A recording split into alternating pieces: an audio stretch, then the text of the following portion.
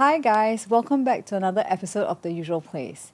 Have you ever had to rehearse a conversation before it happens? Or maybe you panic when your phone buzzes and it's not a text? Now, if you've said yes to either of those situations, you're definitely not alone. More young adults are bravely admitting that they don't know how to be around other people anymore. Whether it's small talk, holding eye contact, or reading the room, Gen Zs and millennials are asking for help with social interactions. And that includes going back to class at the School of Yapping, which helps them learn how to be less awkward. Now, to talk about this, I'm joined by three guests, and my first guest is Tham, who is the co-founder of Friendzone, a social impact company that started the School of Yapping. And next to you on the couch, there's Haziqah. She's a Gen Z caseworker who participated in the School of Yapping workshop. Hi, welcome to the show, both of you. And university student Savanna, who has had to change the way she communicates in part because of her desire to be a journalist. Well, welcome to the show, guys. And the reason why I wanted to do this podcast is because the Straits Times reported about this workshop, the School of Yapping workshop, which teaches participants the practical conversational skills through role play and group scenarios. Tham, what was the moment you realized that there was a demand for this type of class? Did something happen, or did somebody come up to you and say, hey, Friendzone should start this? Friendzone has been running community events for young adults for age 18 to 35 for the last 7 years. So for the last 7 years, we've been running close to 500 events. And what we noticed is that we are seeing more young adults who come to a social event but don't really know how to interact with other people, especially when they are not given a structured prompt to do so.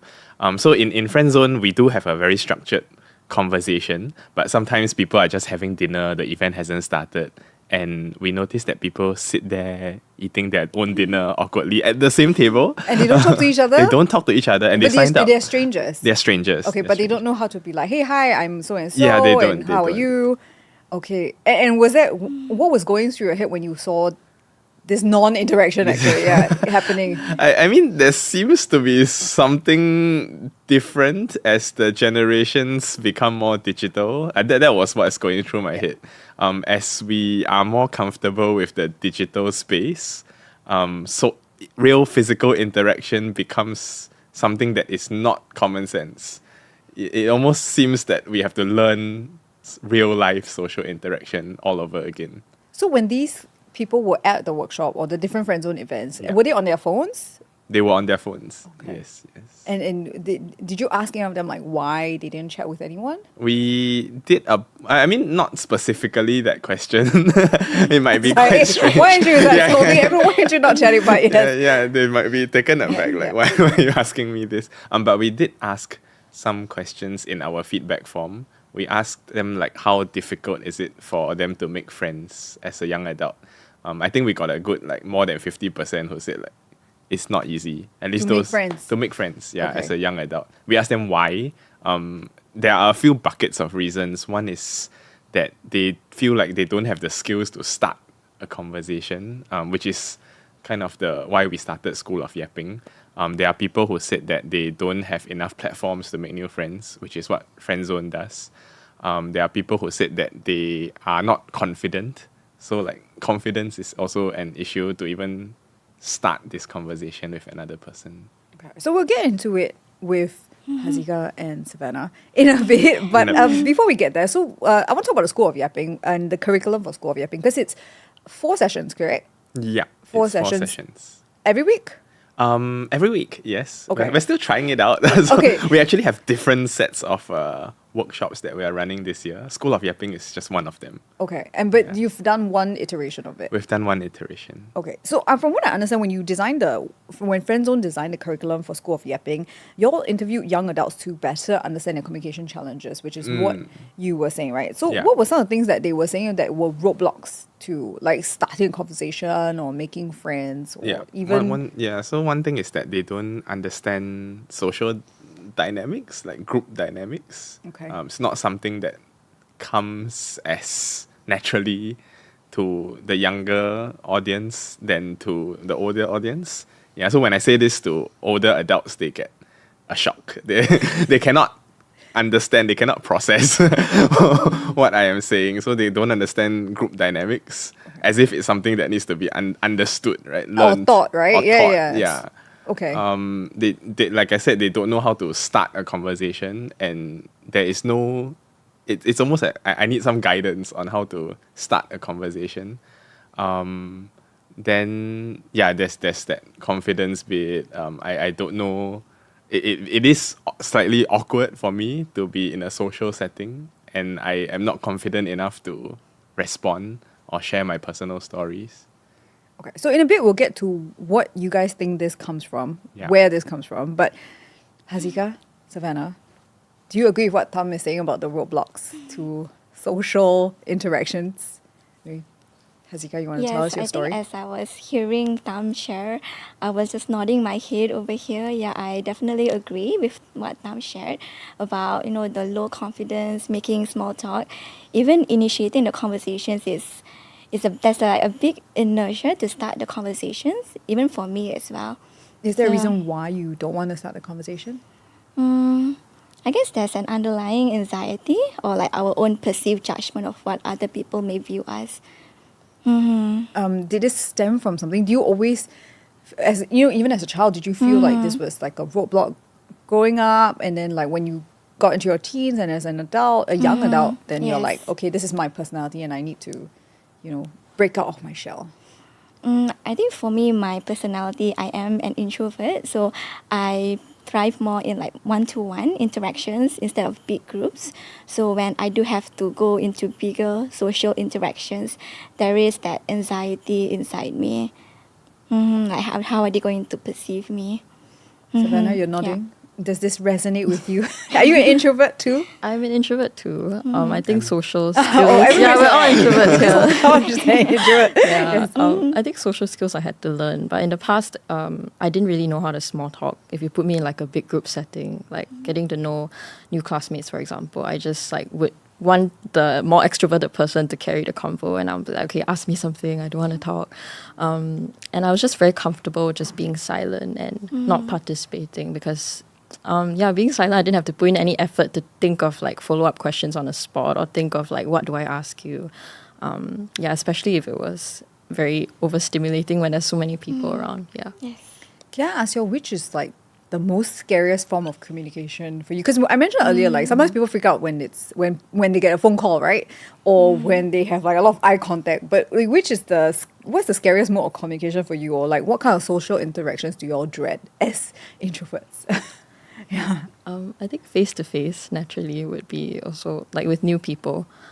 Getting phone calls is also scary.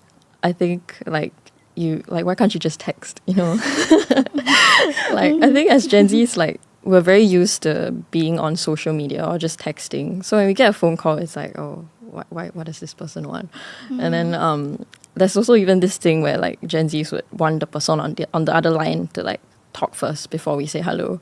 So I think to me there's a scammer thing. I don't know if it's a scammer or the other way. I would say but if it's like a stranger, I'll just be as if I would just say hi, right? But what about that phone call scares you? Like why do you want them to say hi first?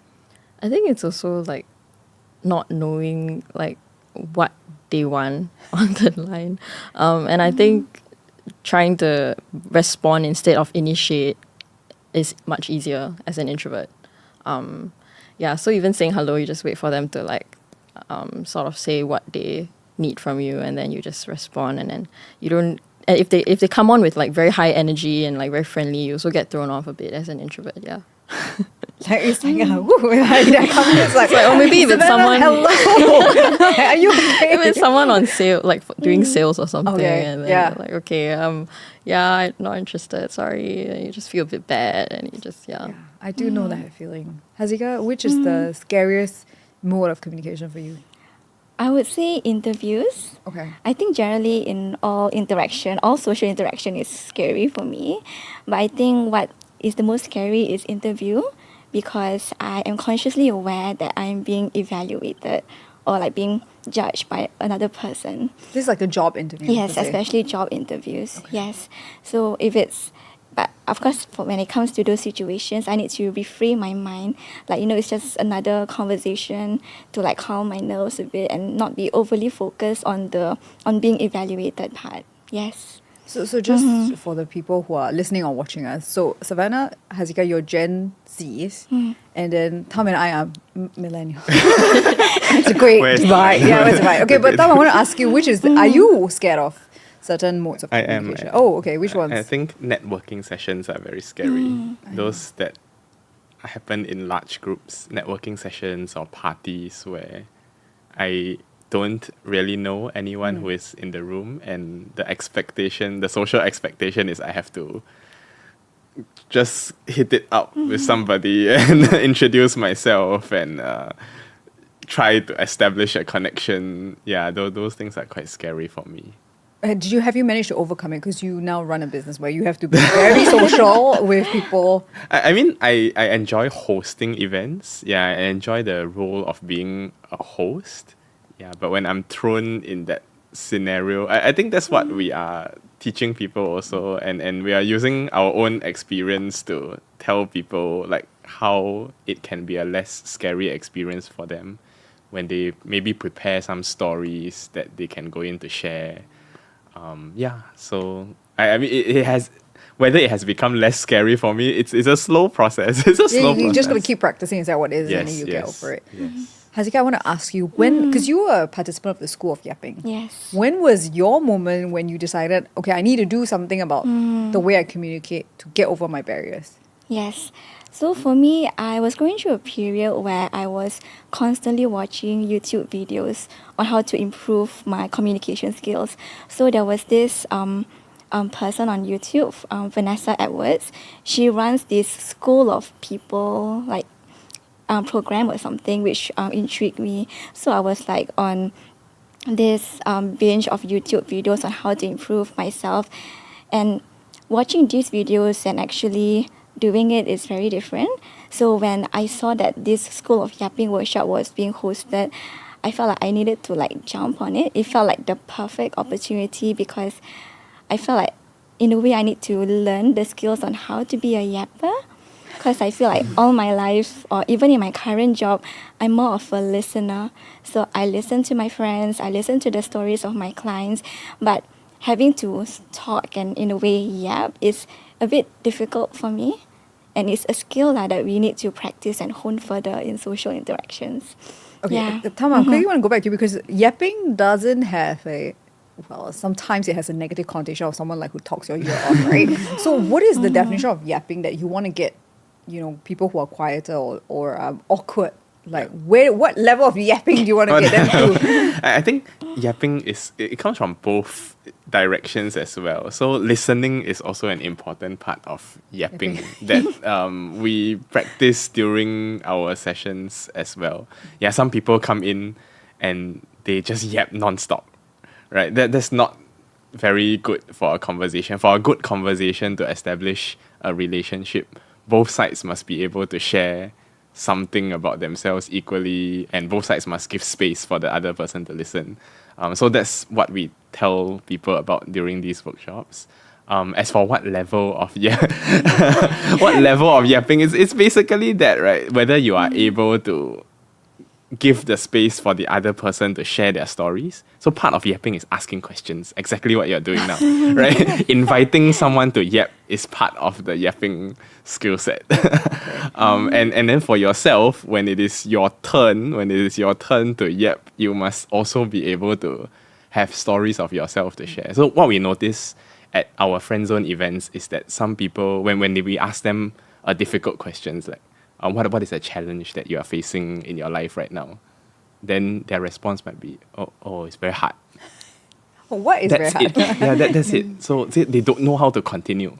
It's really I don't know how to continue problem. They just know that it's hard, but they just cannot explain it. They cannot elaborate. Sometimes we might poke a bit more. If there is a facilitator in the group, we might ask like, so what exactly is hard? But sometimes they are unable to describe. It's hard. Okay, so they just stop there. One word answers. Okay. Haziqah, what was the takeaway from the course? Like, was there a part of the yapping school that helped you the most? I would say the key takeaway that I had from the yapping workshop was really to like be comfortable in the discomfort. I think having to share and yap is a discomfort that most of us face in social interactions, especially for introverts. So I think sitting in that discomfort and being able to share and yap, because during the first session, I was really put in the situation where I was forced to yap, and it was very uncomfortable. Yeah, suddenly all the attention is on me, so I had to like share stories, and I think it's a skill you have to keep practicing it. Savanna, so earlier when I introduced you, I mentioned that you had to change up your ways because you want to be a journalist, right? And part of the job is talking to people. So it wasn't very ideal as an introvert. I was really like thinking about this, ambition that I had. Because I initially, when I was in poly still, or even, I would go out to interviews and I would just panic. And then I always hoped that it was a group project and we could all go together, and then it didn't seem that daunting. Or if it was like a prearranged thing and they would expect me to talk to them. But the worst one was like having to go out to interview strangers on the street. Especially like even the older generation, having to speak to elderly, and I would just like wander around aimlessly, just like trying to look for people, but not really, because I was too afraid to approach people. I think definitely it did get better with time, with sort of just realizing that people actually are not that scary as I thought them to be, and they actually would want to talk to you. They want to share their stories. They want to find out they're okay to share, and they weren't hostile. So I realized that actually talking to people was really a wonderful thing. And I enjoyed learning their stories. I enjoyed hearing from them. Then I think over time it got better. And I just had to sort of learn how to, introduce myself to them at the start as a stranger and sort of make them feel comfortable. That was also a part of like the social skills I had to learn. And did you ask people for tips, or what did you do to like get over your discomfort? I definitely had more extroverted friends who were in the same course as me, and I was like, oh, they did not have like a shred of fear when they approached people. Like they had very thick skin. Like this was the thing that I really struggled with, and they would just come on and be very confident, and I realized I could fake some of this confidence, and that also made me feel a little bit better and feel a bit more at ease when I spoke to people. So over time, I think it became a bit more natural trying to introduce myself, trying to like do a bit of small talk to get them to feel comfortable to open up. And then after a while, it just became easier, and it was just a very rewarding process. So I just sort of like sticked with this, procedure a bit. So I guess it is a bit like something that you can learn, like, introduce yourself, small talk a bit, and after that, slowly dive into the questions that you want to ask them, that kind of thing. You mentioned older people. Do older people scare you when talking to them? I think it's just the idea of not being able to relate to them, or not, maybe sometimes even a slight language barrier, if they are more fluent in dialect, for example. And just not knowing like what to, if it's like a young person, I can be like, oh, what school are you from? Or like, what do you do for hobbies? But with old people, you just think that, oh, I wouldn't really know how to like talk to them, to engage them. Or just because I was never close to my grandparents also. So it was always a thing that I struggled with. Yeah. Do you all feel like maybe there's misunderstanding between the different generations, like between Gen Zs and millennials, and even like Gen Xers and older? Like, so does that affect the way you all communicate? Haziqah, do you have thoughts? I think definitely we all have different perceptions of different generations. Maybe the older ones, they have more traditional mindsets. Whereas for Gen Zs, we have our own certain trends and slangs and even certain lingos that we use that maybe the older adults may not understand. Okay, so was there anything that affected your relationship with your peers that you maybe felt like, oh, okay, this is why I need to improve my communication? Like between your friends, they said, oh, okay, Savanna, I think you need to like chat more. You're like so quiet in conversations. I think in the past I sort of owned this introversion, the MBTI test, and you do it and you get an E or I. You're like, oh, I'm 70% introverted. I don't even need to try, that much. This is just me. I think you guys take it seriously. Should we take it seriously? Yeah, I think it's the thing. I was like in Korea, they use it in dating situations. I know, but do you all hold on to like personality tests quite strongly? Like, I mean, research would suggest otherwise. Yeah, I mean, all of these personality tests, they are supported by evidence, may not be necessarily hold true. Yeah. but Savannah, you were saying about you were holding on to the MBTI personality test that you where you scored on the you got an I, is it? So like, You scored I. Sorry. I mean, I apologize if I sounded judgy, but no, that's not what I mean. Yes. Tell me about your MBTI. I mean, I was like, oh yeah, this is me. Like, I'm someone who doesn't like to put myself out there. So I just sort of stayed in that comfort zone for a very long time, you know. At family gatherings, you know, my parents would be like, yeah, she's the kid who like, this is the sister who doesn't like to, you know, talk much. And this is the other one who's more outgoing. So it's like... they were like, swapping you, would you like to talk to the other one? Yeah, exactly. And then I would like recluse back into my room and I would just be like, okay, that's enough interaction for the day. Or like, I just didn't feel like the need to small talk, especially because I think sometimes we even think that it's frivolous or it's just performative and like, oh, I just asking about your job, asking about your day, like what's the purpose of having all these conversations? So I think I got by fine. I have close friends that I stick to. I didn't need to always put myself out there. So I think for a very long time I just realized that this was me until I wanted to do journalism. And there was like one thing that I was like, oh, actually talking to people is a very important skill to have. Or even in school, I think especially with the pandemic also, it made things worse. And then I would go to school and be in social settings where I don't really know how to talk to people. Like conversations would just center around school-related things or just talk to me because you're like my group mate. But if you ask me like about my personal life, I wouldn't really know how to carry that convo. So for a long time it was like that. And I realized that I was really quite introverted and it wasn't very nice also because I realized that people who had a lot of friends, I sort of like looked at them from far. I'm like, actually that's kind of nice.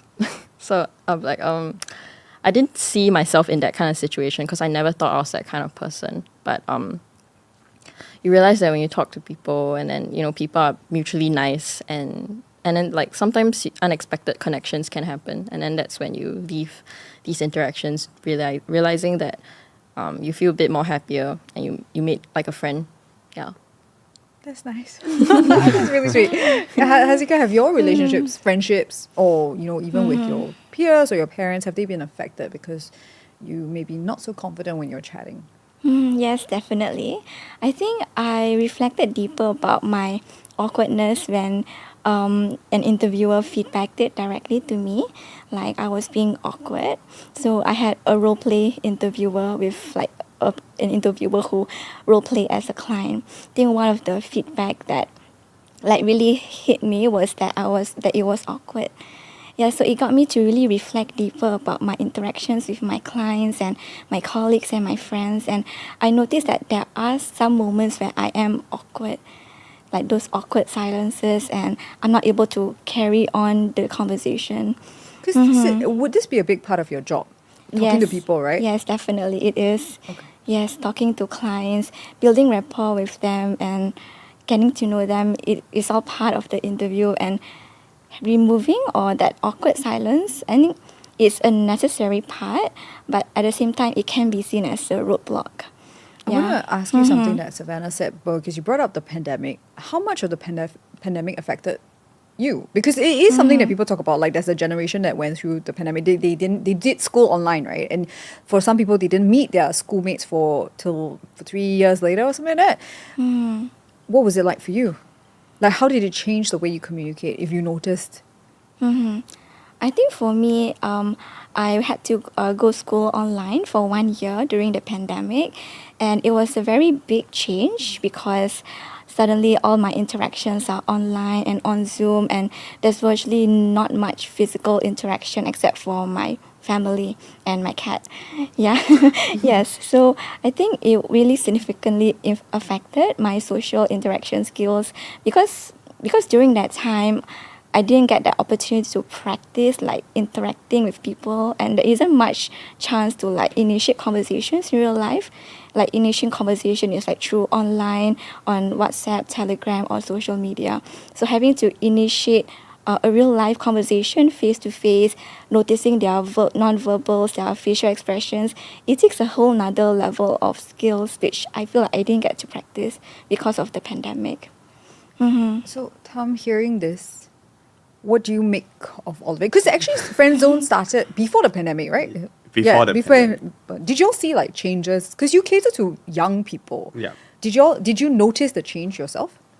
Yes, I mean during the pandemic there was a big. I mean when everyone is trapped at home, you don't really get to practice. But even pre-pandemic, interestingly, this problem of introversion, I heard a parent relate a story to me recently who said, "My child cannot get social at school because actually our school setting encourages introversion." The story was saying that every time the child is in the classroom, they are told to keep quiet. And the only time they have to interact with other people is recess time. And recess time is 30 minutes where you have to rush to get food. And Find a seat, get like 5 minutes playground and then time. go back, and then like, that's it. As in, you don't even get much of this playground time. So the school system actually might be encouraging us to have a more introverted behavior, right? Like talking is no good. Not speaking encouraged. up or like sharing your opinion. So it might even start all the way in school. And then with COVID, that definitely gets like exacerbated because you don't even get the 30 minutes of recess time or whatever time there is. I mean, in university, in poly, it's not recess time, but then whatever time you have left to hang out with your friends is gone. And something like social skills, we have learned that, it requires practice, right? It's not as innate as we think it is. It's not as if you don't talk to someone for 2 years, I put you out back in a social setting and then it's back to normal, it's right? back to normal, yeah. So what will young people lose, and I want to get your opinions as well, what do you think young people will lose if they don't know how to communicate well or are not socially confident? I think, I mean, I have many thoughts about this. Okay, go for it. One is whether, I mean, there is a group of people who believe, the world is becoming more technological, and it's okay. There is really a group of people I've spoken to who said it doesn't matter, right? We'll communicate on technology. Yeah, we communicate via technology. It's okay. The social skills are not that important. Then I would rather believe that in a technological world, the humanity is what is still very, very important to us, at least for now. I hope. And that means that we really lose humanity to some extent. It's almost, I think in the Straits Times report, it was reported that it's almost as if we don't know how to be human anymore. Yeah, that was the headline. That was a headline, and I think there was a quote from a psychologist who is seeing this in her clients. Yeah, we don't know how to be human anymore. Like, we are losing that. Yeah. I mean, Haziqah, Savanna, what do you think you would lose if you didn't do this class? Didn't go to the School of Yapping, Haziqah. What do you think you would lose if you didn't take the leap of faith to do this class? I would say everything, actually, because I feel like as human beings, fundamentally we are social creatures and we need like social interactions to survive. So if you don't build that social skills and we just recluse in our homes alone, our chances of survival is a bit low. So I would say everything. Yes. Yeah. Okay, it was a bit gloomsday there. Well, okay. Understood. Yeah. Savanna, agree? Yeah, honestly, like as an introvert, even staying alone, you think that you recharge, but spending too much time alone makes you quite sad. Like, Did you feel lonely if like you don't chat with someone? Okay. Yeah, even I would say like, I don't really interact with people much as an introvert, but you feel lonely if you're spending a lot of time like indoors by yourself. So definitely being social, even though it was tough, it made you feel better naturally. But yeah, even in like the Gen Z generation, people are very used to just sticking to like online communication. So using like, hiding in like these kind of online groups, and you can even be selective with the people you want to talk to, and being anonymous or using like pseudonyms, and you just never learned how to really talk to people in person, and it lacks that kind of non-verbal communication and the kind of like warmth that you might feel from in-person interaction. So I think that definitely strips away part of that humanity that we need. And, we are social creatures, so we do need to talk to people to feel like normal. I think it's interesting that you say that you can select people you want to talk to because you then curate your group, right? But then it also, do you agree that it may not, you may not be exposed to people with different opinions and hear stuff from their perspective? Definitely. I actually have a friend who is very active in these kind of online groups. You talk to people with similar interests as you, talk to people with the same beliefs. Then when you go out in a, actual social setting, you meet people of all different kinds of backgrounds and different beliefs. Then you sometimes even think like, oh, I don't really want to interact with these people because they think differently from me, or like I wouldn't be able to relate to them. And then you just sort of isolate yourself, and then you are like inducing your own like, loneliness sort of. So I wanted to end off on this question about y'all have taken steps to change the way you communicate in some way, and Tham, you're facilitating people to do so. What would you tell someone who feels socially anxious or awkward but wants to get better at connecting? Like, what is the first step that they should do? I think firstly you just need to remember that no one is judging you out there.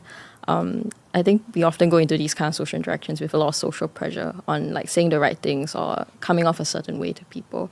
And when like you want to make friends but you're scared, usually the other person might also feel that way. They also want to make friends with you. They also want to talk to you, get to know you. So I think you have to remember that people are pleasant sometimes, most of the time. And I think you just have to go into it even if you're a bit scared. And then over time when you keep practicing, you keep, doing a bit of small talk and, forming connections, then you realize that it's very valuable to have this skill and it's very valuable to talk to people. Yeah. Hazikah, your advice, having gone through the School of Yapping, what's your advice to someone who's like, what should I do? Do it scared. I think a lot of things in life is scary. I think for social interactions, it can be very scary for some. I think what really helps is just to do it anyway and just face your fears. I think gradually over time that fears will diminish and you'll grow to be even more confident.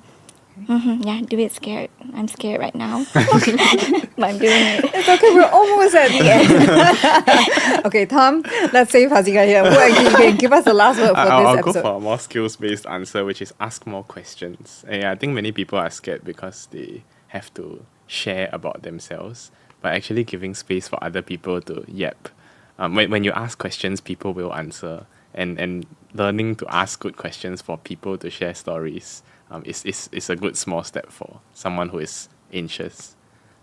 All right. On that note, Haziqah, you're off the hook because I'm good. Okay. Thank you very much for being here and for all your conversation and thought starters for me as well. I think it's something for me to think about not being the yapper always. So thank you very much for being here. And that's it from The Usual Place today. If you're watching us on YouTube, don't forget to like, subscribe, and hit the notification bell so that you won't miss the next episode. And if you have thoughts on what we just spoke about, drop a comment on YouTube or talk to me on Instagram at The Usual Place Podcast.